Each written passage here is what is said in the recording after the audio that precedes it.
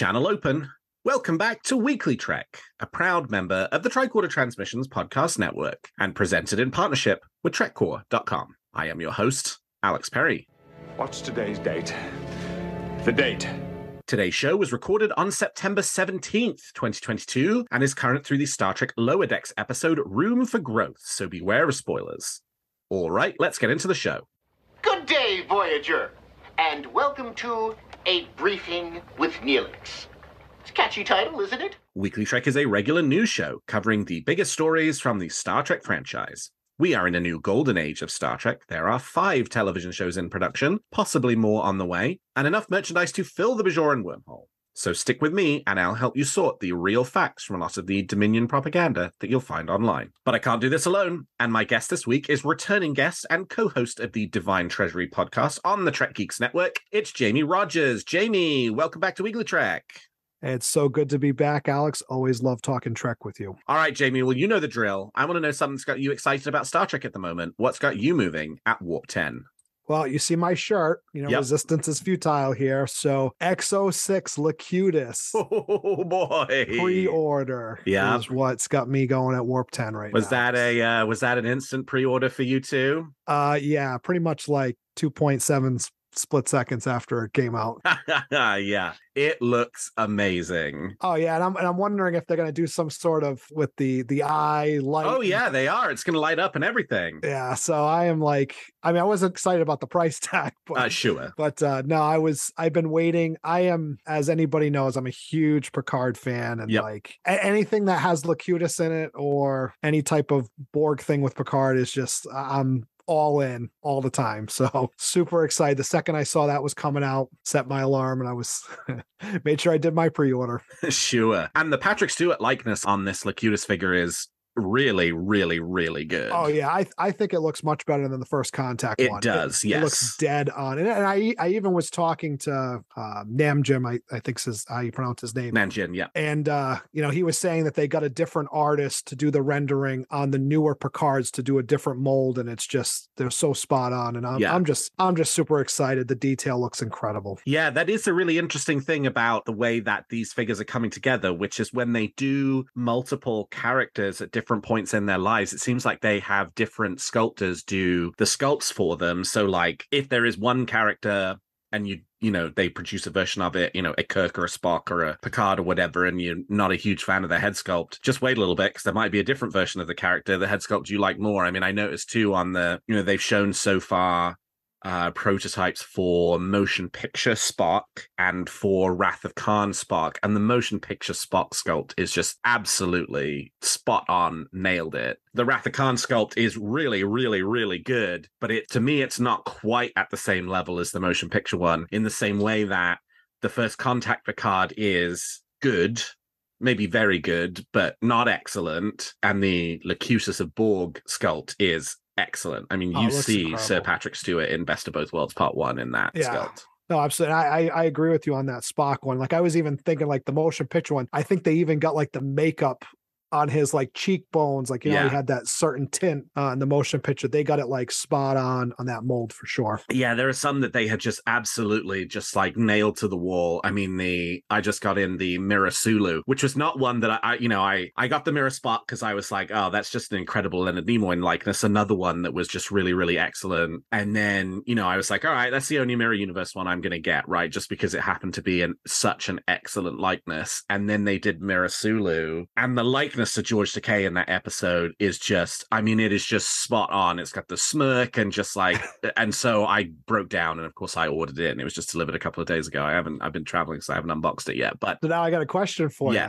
Are you going to get the motion picture Spock and the Wrath of Khan Spock? Because you told me that your rule is you're only going to get one of every character. So are you going to kind of break your rule? Well, I kind of already have broken the rule because I have both the First Contact Picard and I pre-ordered the Locutus. Rules are meant to be broken. Yeah. At this stage, I've still purchased them all. I've not skipped one of them. You're my hero, Alex. And I don't know. That needs to stop eventually. Yeah. But it's not yet. I've not found one that I am like have been convinced to skip yet. Yeah. I thought about it for the Discovery figures just because they have the season 2 uniforms, and I would prefer something a little like I would have preferred Burnham as Captain Burnham. Oh yeah, absolutely, with the long hair and everything. I'm not a big fan of the season. Like I love Discovery, don't get me wrong. Sure, but I don't love it enough to feel like I got to get these figures. You know, I'm trying to stick to my rule of if it's anything TNG, I'm going to get it. Everything. Yep. So I even got the chair and all that other stuff. But you're also a big Star Trek movies guy, so you're going to do the movie stuff too? It's going to be tough. When those go up for pre-order, I'm going to really have to make a decision on what I'm going to do. Did you get the Judge Q? I did. Yeah. Yep. I love that one. I just found somebody on eBay does the chair. Oh, wow. From All Good Things. So I bought that so I can display the Q in the chair, which awesome. I'm really thrilled about. All right, let me tell you what I'm feeling good about Star Trek this week. And hey, Jamie, I normally have you on when it's a merchandise heavy episode. And so, we're doing what I'm feeling good about this week is a merchandise thing, which is I am thrilled to see. I haven't got them in myself. I pre-ordered them from Big Bad Toy Store, and they're very good at fulfilling pre-orders, but they typically are just a little slower than everybody else. I have been thrilled to see the Playmate Star Trek figures start landing both in the hands of people who ordered them from online retailers, and also the thing that has sort of heartened me the most, people who have run across them in Target and Walmart and, these sort of big box stores that have toy aisles, which are now slowly but surely seeing, at least for now, we'll see how well they sell, but slowly but surely right now seeing Playmate Star Trek figures that have just been released trickle onto the shelves. So that's from the Wrath of Khan. We've got Admiral Kirk, Captain Spock, Khan. From The Next Generation, we've got Picard, Riker, and Data. From Discovery, we've got Burnham and Saru, and then Type 2 TOS Phaser and the 1701 Enterprise. Love the nostalgic packaging. What they've basically done is recreated for those figures that come from the era when Playmates was making figures before. They have made the packaging look exactly the same. They have a new Star Trek Universe packaging for the Discovery figures, which also looks pretty good. And I'm really excited to get the figures in hand. Some of the pictures are I'm a little undecided on how much I like some of the sculpts. And I'm on record, for example, saying that I hate the Data, and I still hate the Data because I think it looks more like noted Data cosplayer Eric Allen Hall than it looks like Brent Spiner playing Data. And it also matters like how close you are to the figure, because these are small figures. So if you're seeing a big close-up picture and it doesn't look, and sometimes it can look worse in like big blow-up photographs than it does in person. So I'm really excited to get my hands on these, but I'm thrilled that we've got affordable Playmates figures on the shelves again. They're only $17.99 each, which, yes, that's obviously a lot more expensive than when you purchased in 1992 Captain Picard for, what was it, like $5? So $4.99. $4.99. Toys R Us. Right. So yes, more expensive than then. But since we were just talking about XO6 figures that run you $100 per pre-order, these are as close as you're going to get to affordable Star Trek figures for a while. And yeah, I'm thrilled they're out there on the shelves. And it's now September. They said the next wave would be announced in early 2023, so we don't have too much longer to wait to find out what's coming next. And we have supposedly the Prodigy figures still coming before the end of this year. Yeah, no, these are tough ones for me because of all the figurines that have come out. These are the ones that are kind of the closest to my heart because I mean, this is, I say it all the time when I tell my origin story. It's like when I started watching Star Trek as a kid, like I went right to the store and we're getting those Playmates figures, and I got the bridge and I got the transporter, and I played for hours. In fact, I've been meaning to ask you, is that the bridge box sitting behind you? It is the bridge box. I thought so. Because I have to pack it up.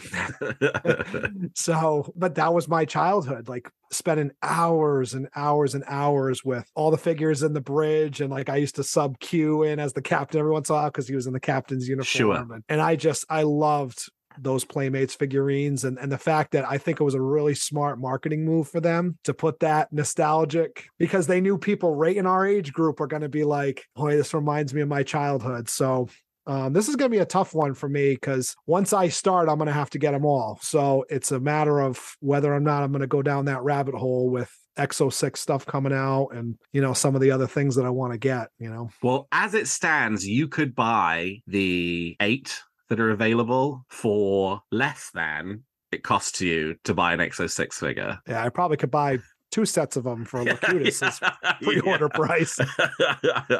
All right. Well, with that, let's turn to the week's top stories. There's a war going on, and I'm a reporter. Well, Star Trek Day may only be just behind us, but New York Comic-Con is right around the corner, and Paramount have announced the Star Trek franchise's plans for the Star Trek Universe panel at NYCC on Saturday, October the 8th. The main focus of the Star Trek Universe panel this year will be Star Trek Picard, with Star Trek franchise showrunner Alex Kurtzman, Star Trek Picard showrunner Terry Matalas, Sir Patrick Stewart, and the whole Next Generation cast in attendance. That includes Brent Spiner, so he is hoping we'll finally get some information about the mysterious character that he is playing in Picard Season 3. In addition to Picard, Star Trek Discovery will also get a panel featuring series star Sonequa Martin Green, showrunner Michelle Paradise, and Alex Kurtzman, and Star Trek Prodigy will be on hand as well, with series stars Brett Gray, Ella Purnell, Kate Mulgrew, and newcomer Jamila Jamil, joined by Alex Kurtzman and Prodigy executive producers Kevin and Dan Hageman and Ben Ibone. The 90-minute Star Trek Universe panel will be held at 4 p.m. Eastern on Sunday, October the 8th. That's 1 p.m. Pacific. Jamie, are you excited about the Star Trek presence at New York Comic-Con this year? Well, absolutely. You know me, I'm a TNG guy through and through. Yep. So I am super excited. I'm super excited. I hope that we start seeing some of the hinting as to what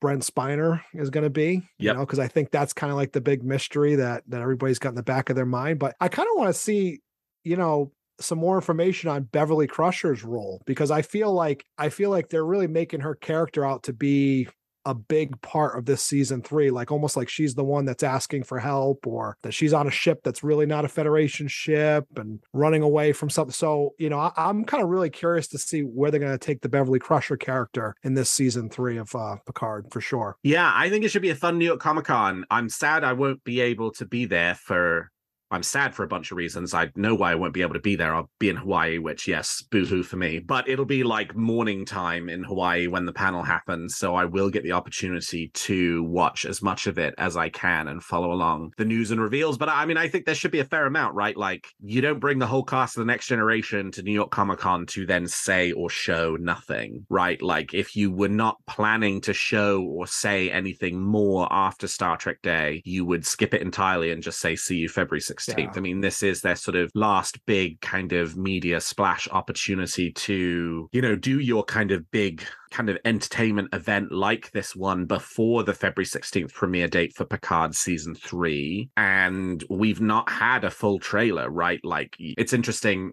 On YouTube, the Picard trailer from Star Trek Day is described as the, quote, final sneak peek. It's not even described as a teaser trailer for Picard Season 3. And so I don't know if we'll get like a 1-minute proper teaser trailer or if we'll get the full 2-minute trailer. I kind of suspect maybe the 2-minute trailer, since not that far away now from the premiere in February of Picard Season 3. And I think learning more about each of the characters' roles within the season, and certainly I think finally kind of pulling back the veil a little bit on Brent Spiner's role. I mean, otherwise, what is he literally going to be able to say if he can't say anything at all about the kind of character that he's playing in Picard Season 3? And if it were just the TNG stars without Matalas or Kurtzman, I might say, oh yeah, I wonder how much they'll be allowed to say. But like, you know, as our next story is another interview with Terry Matalas in which he's talking about Star Trek Picard Season 3, he's not shy about talking about the season, and so I'm hoping that we'll learn quite a lot. But I also think there's a really good prospect for an initial teaser trailer for Star Trek Discovery Season 5, right? We got one still from Star Trek Day. We've seen no footage, but they've been filming now for a couple of months at this point, so they should have things that they're capable of showing, starting to indicate to us what Star Trek Discovery Season 5 is about. And I think a Prodigy trailer, of course, is a no-brainer, because yes, we got the clip at Star Trek Day of Billy Campbell as Okona, and then sort of a very brief trailer that came after that, but we have not really seen that sort of cut together kind of trailer for the back 10 episodes of Season 1 of Star Trek Prodigy. So I think that feels like a definite as well, which means that we're looking at 3 trailers in 90 minutes, which is no bad thing. No, absolutely not. And I mean, I'm excited. And I know we were just talking about the Next Generation cast, but having them all together in one room. It's been a while since that's really taken place, especially since Picard has come out. You haven't had the full cast. You've had little spots here and there, but to get all 7 of them, their chemistry together. And to be honest with you, Alex, I'm really excited for Prodigy, the second half of Prodigy season. Yeah, me too. Season 1, because I feel like we're going to see more ship to ship stuff, as far as like more stuff in space with other ships like the Dauntless and some of the important things that us Star Trek fans really love. Yeah. So I feel like that second half of the season is really going to explore some of those other things. So I'm excited to see what we're going to get at New York Comic Con for sure. Yeah, it should be good. And I think, it probably is our last big splash before the new year. But hey, I mean, I think they're gearing up for 50 weeks of Star Trek in 2023. And there's only 52 weeks in the year, right? With Star Trek Picard Season 3, with Star Trek Strange New Worlds Season 2, with Star Trek Discovery Season 5, with Star Trek Lower Deck Season 4, and with Star Trek Prodigy Season 2.0. Presumably the first 10 episodes of the 20 episode second season. That's 50 episodes. I mean, since they're not starting until February the 16th, that will push us into 2024. But like, there's a lot of Star Trek coming in 2023. Yeah. And I think they're going to want to keep that excitement up. And we don't know even what's in development either. Right. We may get some announcement about some other show in development or something that they always try to surprise us with, something that we weren't expecting. So we'll see what they got up their sleeve for sure. And I think we are probably getting a new show announcement within the next 12 months, with Star Trek Picard shuffling off the stage after season 3. We know that show is now completed. Production is not finished on season 3. Filming is finished. Obviously, it won't be over until like the last episode comes out. But I think within the next 12 months, we will find out, hey, if there's 5 shows and they seem to want to do basically year-round Star Trek, you kind of need 5 shows in order to do that. And so what's going to be the 5th show to replace Star Trek Picard season 3? I think we are definitely 12 months away from a new show announcement. And by that, I don't mean, like a January 2019, they're going to do a Section 31 show. And here we are 4 years later, and there's absolutely no sign of it. And the various different showrunners and writers who have been assigned to that show have announced they've moved on to other projects and really don't seem to be in the Star Trek world anymore. But I think we're going to get a new show announcement within the next 12 months, and it'll be fairly definite. So there you go. I guess there's a bonus wish or theory for this episode. Well, Star Trek Picard showrunner Terry Matalas has continued talking about Star Trek Picard Season 3, this time in a Star Trek Day red carpet interview with Trek Movie that focused on the USS Titan A that was revealed in last week's Star Trek trailer. It is a classic exploratory vessel that is a bit of an underdog in the situation that it gets into, Matalas said about the Titan. So we really wanted to take a moment here and think about where Starfleet is at and how it would see advantages in the diversification of ship designs, including purpose-built ships that were designed for specific types of missions. The new Titan is more of a long-range workhorse of a ship, harkening back to the Constitution class that was designed for the long 5-year missions. It is an exploratory vessel with some serious maneuvering capabilities. He also talked about the ship glimpsed at the start of the trailer and hinted at Beverly Crusher's role in Season 3. Quote, there is a science medical vessel you see early on called the SS Elios. That's the first ship you see, and that's Beverly Crusher's ship. She is not assigned, and she's not in Starfleet, he said in response to a question about whether she was the captain. And about the shot of space dock that we saw in the Picard Season 3 trailer, Matalas said that, quote, it's a new space dock. You actually find out the fate of the old space dock this season, but the new one is very much in the spirit of the space dock that I have certainly come to love in Star Trek 3, 4, and 6. I love that nautical feeling of a giant space dock and ships coming to and from around Earth. I just really wanted to return to that Starfleet pomp and circumstance. And for William T. Riker fans like myself, Matalas had some exciting words. Picard is very much foremost and at the center of everything in this, he said, but Riker and Beverly, I would say, are very close number 2s. There is a lot of Riker, so if you're a fan of Will Riker, you are going to get a healthy dose of Riker and some Riker you've never seen before. Some Riker you always wanted to see before. You are going to get lots of things you've always wanted for Christmas. Jamie, how do these latest revelations about Star Trek Picard Season 3 have you feeling? Oh, super excited. February 16th cannot come soon enough. Oh boy, February of 2023 cannot come soon enough, my friend. I hear you on that. Right around my birthday over there, February 13th. So it's going to be a nice surprise for me for sure. But no, I'm super excited because I feel like it's a melding of my 2 favorite things about Star Trek, which is Next Generation and the movies. Yeah. I feel like I'm watching Star Trek 3. Sure, absolutely. Yes, I hadn't thought about that. And even like, you look at the back of that ship coming out coming out of the space dock, and it's like, those look like the impulse engines on the Enterprise A. Like, it just, it gives me those chills and those vibes of like I'm watching the movies again. And I'm super excited. I mean, I love Riker too, and I can't wait to see what they do with his character. And I mean, words cannot describe how excited I am for season 3. Yeah, and we could have spent a whole episode unpacking this interview, and I left out huge numbers of quotes. And if you really should, if you have not read the interview over on Trek Movie, I would highly recommend doing so. Matalas talks in more detail about, okay, obviously, the Titan A looks like a Constitution class ship because Terry Matalas is a huge Star Trek movies fan, and that's his favorite ship, and he wanted something that looked like that. But there is then this whole kind of description he gives of the sort of in-universe, behind-the-scenes explanation that they've created for the reason why Starfleet would go back to some of those,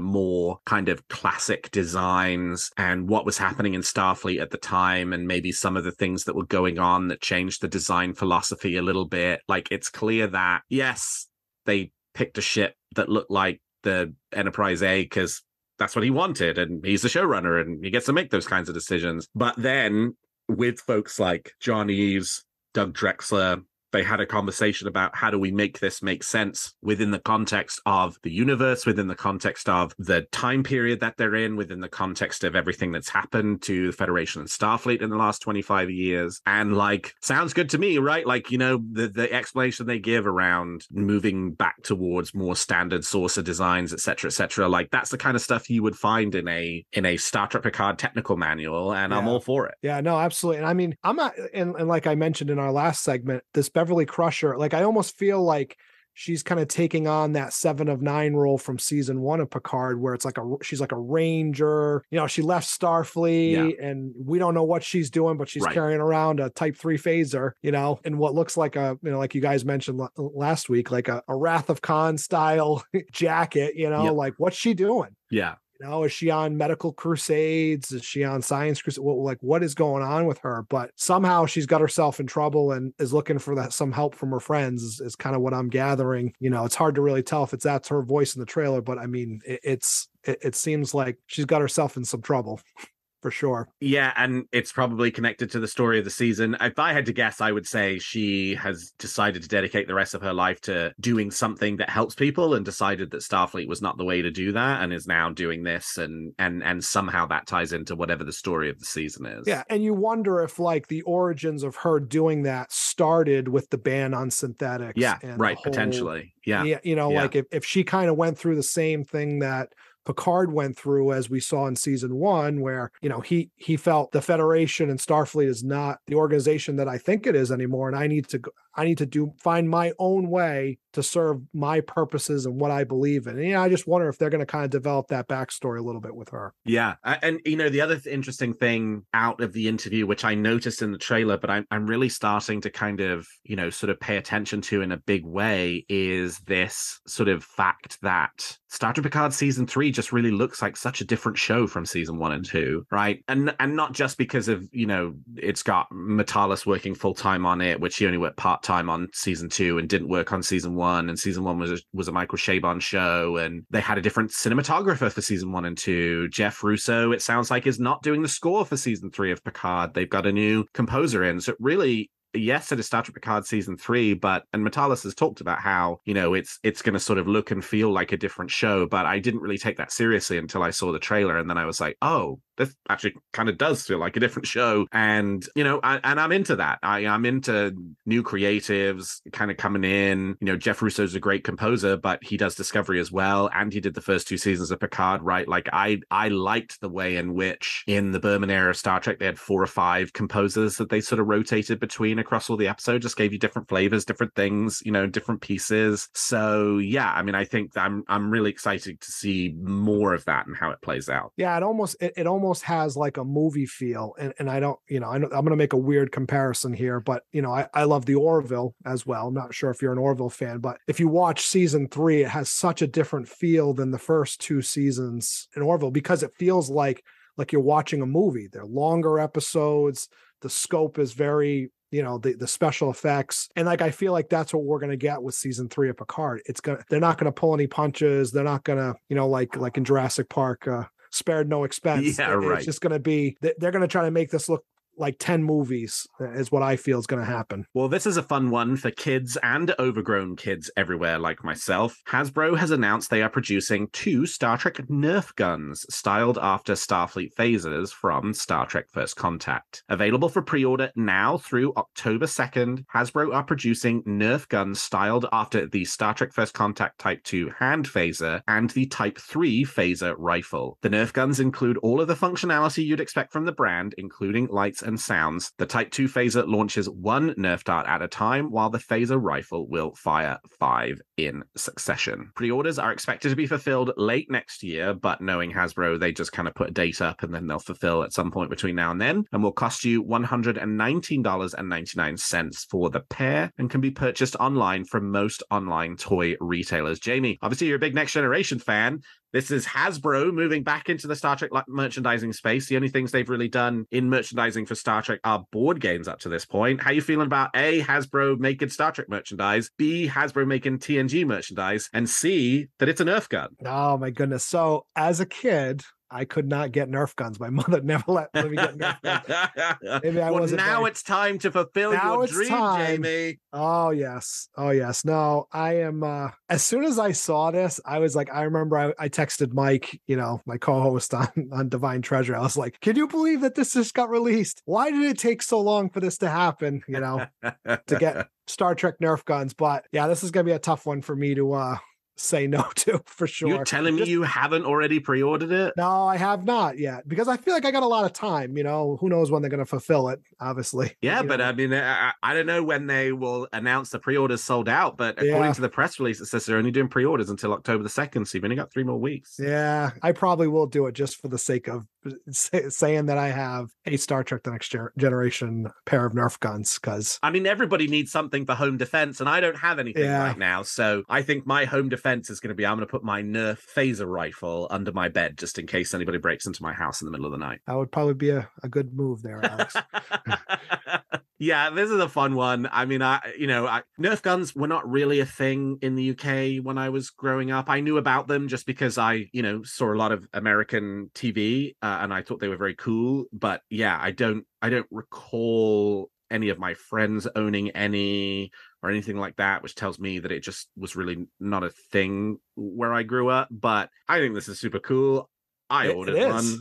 Because it's fun, right? And they look fun. And I'm surprised nobody has done it up to this point. And, right. I mean, and it must have been a licensing thing, but I was even thinking about like Super Soakers. Why have we not seen a Star Trek Super Soaker up to this point? So I would anticipate this is going to sell out, like you said. So now that you've reminded me about the October 3rd deadline, I got to get on this. Yeah, I can already see you grabbing your phone to log on to Hasbro Pulse. Yeah, and I've seen people moaning about, it doesn't look, it's not screen accurate. And it's a Nerf gun. Exactly. It's a Nerf gun, people. Come on now. It's supposed to be stylized. It's supposed to be fun. It's not supposed to look like it walked off the set of Star Trek First Contact, not least because they added a mechanism inside so that it can shoot little orange darts at you. Yeah, I'm trying to figure out how it's going to fit 7 Nerf darts in that little phaser. That's what I'm trying to figure out. Right. Yeah. So this is fun. I like this. I'm intrigued by Hasbro selecting an interest in doing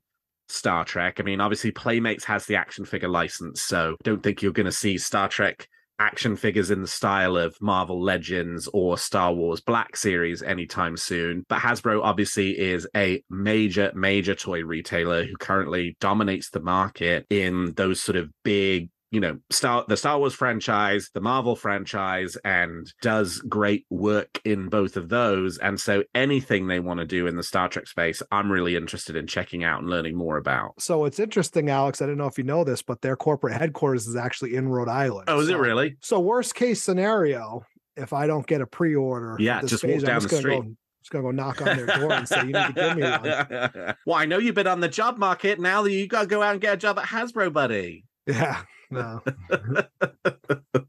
Yeah, there's a fun one. I'm looking forward to this. This was announced for Star Trek Day. And yeah, I mean, I have talked before about how 3, 4, 5 years ago, I was feeling pretty glum about Star Trek merchandise. And there have certainly been a ton of Star Trek merchandising missteps, even in the last couple of weeks of the Starship is Landing. Anyone? I'm not even going to go into that on this show. You could, if you're really interested in exploring that one in more detail, go on Twitter and type in the Starship is Landing. But like overall, I feel in the last couple of years, they have been doing a much better job of Star Trek merchandising and providing different kinds of merchandise at different price levels for people to do different things. Now, $120 for Nerf guns is not cheap, but Nerf guns aren't cheap, right? If you go online and compare any of those Nerf gun prices right now. Yeah, and you're getting two as well, you know. So. Then it's not a cheap product, so this does not fall into the affordable product side of the house. But I have been feeling very good about merchandising lately. This makes me feel even better about it. And yeah, just this sense that there's lots of stuff happening and it's lots of cool different kinds of things. And it's different kinds of merchandise, right? It's not just more t-shirts printed with the Starship is Landing on them. It's a Nerf gun. And it's the next thing we're going to talk about. And it's Exo 6 figures. And it's Playmate action figures, and it's prop replicas, right? Like if you want a prop replica phaser, go buy the cricket phaser from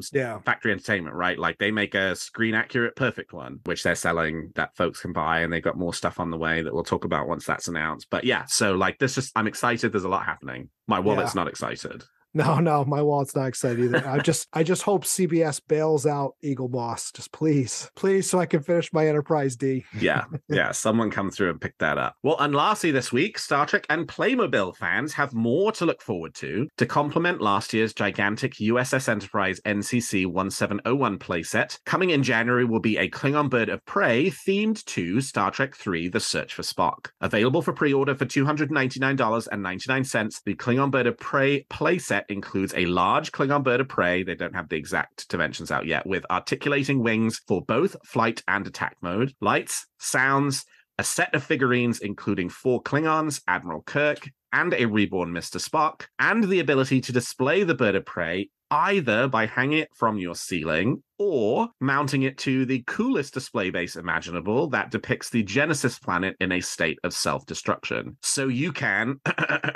I have had enough of you to your heart's content. The set is currently available for pre-order from Entertainment Earth, but is expected to roll out to other retailers in the coming weeks. Jamie, you're a big Star Trek movie fan. You're about to move into a new place. You've got the whole place to work with, buckets of space to put things wherever you want to.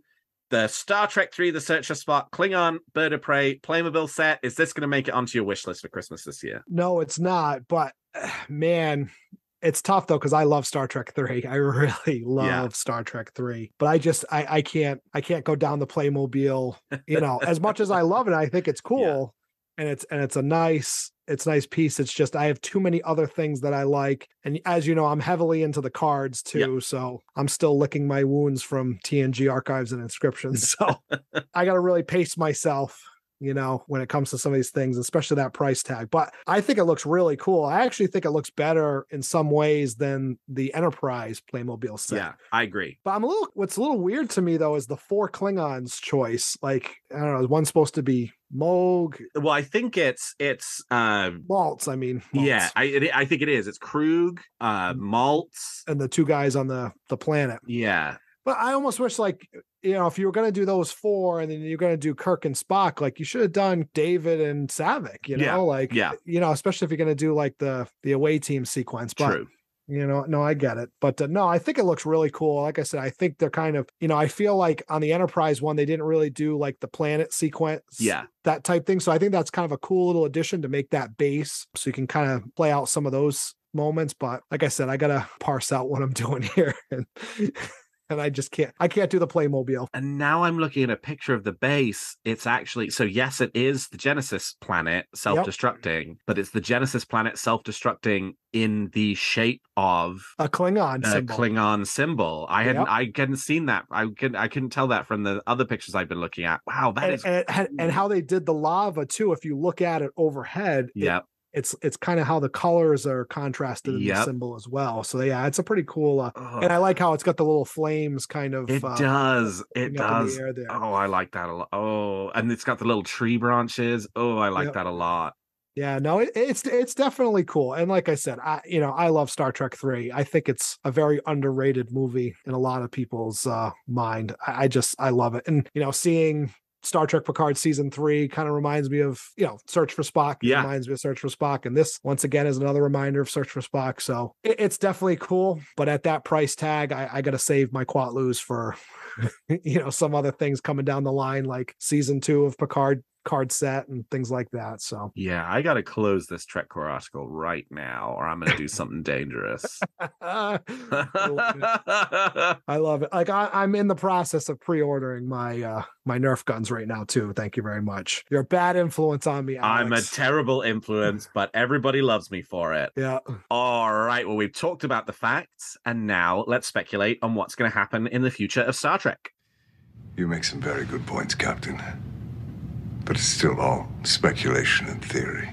So each week, my guests and I give you a wish or theory we're nurturing about any of the shows or the future of the franchise. So Jamie, let's hear your theory or wish for this week. I feel like it's kind of a boring one, but I feel like this is what they're going to do in season 3 of Picard. I think that Brent Spiner is going to play B4. Interesting. And the reason I'm saying that is I feel like they hinted it on purpose in season 1 that basically he still exists. Yep. Obviously, he wasn't existing because of the ban on synthetics. But now, obviously, after what happened in season 1, there's no more ban. Yeah. So there's going to be some reason why they reconstruct him and have him back together. So I feel like, I know it's kind of a boring cop-out of a prediction, but I almost feel like they're trying to kind of build up this, okay, he's going to be this mysterious character. And I just feel like, how many Soongs are they going to make him play in his lifetime? Yeah. And it's like, really, what else can he play? Yeah. Is he going to play another Soong that they've contrived out of thin air, or is it? I mean, I feel like the logical choice would be to do B4 if you can convince Brent to put the makeup back on again. Yeah, well, he did it in season 1. He did, but I always felt like he did it in season 1 as that, like, all right, now this really is the last time. Yeah. But like I said, I mean, maybe his role is going to be not as much as Riker and Crusher, maybe, who knows? But I feel like they're trying to tease like he's going to be this big mysterious character, but really, what can he play other than Data, B4, or another Soong? And I mean, to me, I can't do another Soong. I don't know why, but so that's my prediction. I mean, him playing a Soong type android wearing the makeup, whether it's Data in some form, whether it's B4, like your theory, whether it's Lore, though I think Terry Matalas has said that he's not playing Lore. That's what the people want, right? Like, we don't want another Soong relative, right? He's played Noonien Soong, Alton Inigo Soong, Arik Soong from Enterprise, and now Adam Soong from Star Trek Picard Season 2. That's 4 of basically some variation of the same guy that he's been playing. Certainly, the last 2 were very, very similar. And you feel like, too, they've got to try to give you these different contrasts and personality and characters. So in a couple of the situations, you got him as a bad guy. I mean, do we really want Brent Spiner in season 3, the final season, with the whole Next Generation cast being a foil or a bad character, or somebody that's going to be part of this mission, with the gang? I don't know. To me, it's like, I feel like there's so many different ways they could do B4 where it's very much a representation of Data and a good ending to the character. All right, let me give you that's a great, I mean, ultimately, I think of all of the options, that's what I want, because Data's inside B4, and Brent Spiner playing B4 means that he's also basically playing Data as well. And like that's what I want. You can use your Star Trek magic to make him Data again. You hinted at it at the end of First Contact. You hinted at it in season 1 of Picard. He's still alive. They didn't, he was just in pieces in the Daystrom Institute, so the door is open that they could do it for sure. All right, let me tell you my wish, which is, I want to know what the hell is going on with Star Trek Mission Seattle, the next year's official Star Trek convention, which was announced at Star Trek Mission Chicago. So Mission Seattle is scheduled to take place May 28th to 30th. That's Memorial Day weekend next year in Seattle. It was announced at Mission Chicago this year that those would be the dates and that would be the location. And it was also announced in the press release for Mission Seattle that tickets would become available for Mission Seattle in June of 2022. Well, I don't know if you've looked at the calendar anytime recently, but it is now mid-September of 2022. It is not June anymore, and there's no sign of any information on Mission Seattle. It is if you go to the Star Trek Mission website, it's still all the Mission Chicago stuff. Just at the top, it says, we'll see you in Seattle for Mission Seattle and the dates, and that's it. There's been no news or information about it. Tickets are not on sale. No guests have been announced. Hotel reservations have not been made available. And there's no real sense of when that's going to happen. And when Mission Chicago happened and it was late April, and the next year it was going to be Seattle in late May, it was all right, well, I guess it's not going to open up right away because the convention's 13 months away at this point. It feels like, you do it within the 9 to 12 month period. Well, we're sort of in the 9-month period now, right? About 9 months away at this point, and we don't have anything yet. I expect we probably now won't have anything until mid to late October, given that ReedPop is the organizer for the official Star Trek convention. They are also the organizer for New York Comic Con, and even though they organize multiple events simultaneously, New York Comic Con is their biggest event, and I wouldn't be shocked if that just sort of shuts down all the work on all the other events until that's over with. And that sucks. I'm ready to buy my ticket. I want to get excited for this. I want to go do it. I mean, pretty clear it's going to happen, right? Destination Star Trek was the official Star Trek convention, and there was supposed to be a London convention happening pretty much right now in London, and they cancelled that within a few months of it supposedly taking place. So what on earth is going on with Mission Seattle? I think it's weird for a company as big as both ReedPop and Paramount to announce they're going to do something, outline the date range for which it's going to happen, especially for a live event, and then completely miss the deadline and say nothing about it for, June, July, August, almost 4 months late from when they said they were going to be doing this. And the convention is now about 9 months away. Now, again, as with Mission Chicago, where there was all kinds of things that happened, and where there was all kinds of, things that happened where many guests were not announced until the couple of weeks leading up to it. And there was this sort of sense of is this going to be a successful convention or not? And it was. I'm sure the same thing will happen here with Seattle, but just come on, just make tickets available, right? Give people the opportunity to start planning their year. Yeah, and you feel like it's a misstep by ReedPop because they obviously haven't dealt with Star Trek fans enough to say, we love talking about things and getting excited about things months and months and months in advance and planning out what we're going to do. And it's just, it feels like a misstep. And that's one way where I say creation does a nice job. I mean, the second, they're doing one convention, they're already saying, okay, this is what's coming. And here's the first guest. And, you're already you already got the conversations are already going between fans. And, like you said, they could be talking about events that are going to take place in Seattle, and Star Trek fans, we love to talk about it. We love to chew on this stuff. Right. We love to debate it.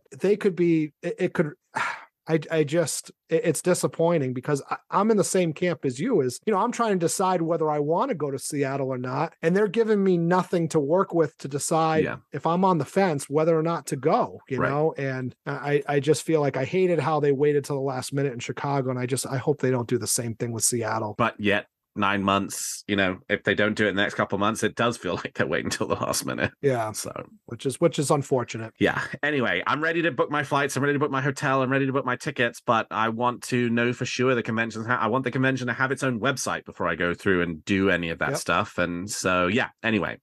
Please, Paramount ReedPop, let's find out some more information about Mission Seattle. At least give us an updated expected date when tickets will go on sale, right? That doesn't feel like too much to ask for. You blew the June deadline. But tell us, Mission Seattle, tickets will go on sale October 2022, November 2022, whenever. Just tell us, give us a deadline, and then stick to that deadline.